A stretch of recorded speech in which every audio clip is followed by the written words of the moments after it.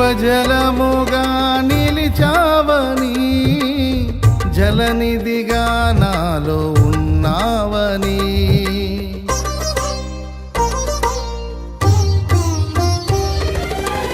జనులకు దీవెనగా మార్చావని,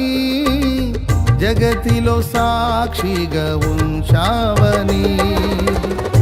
ఉత్సాహగానమునే పాడనా, ఉత్సాహగానమునే పాడనా, ఏదైనా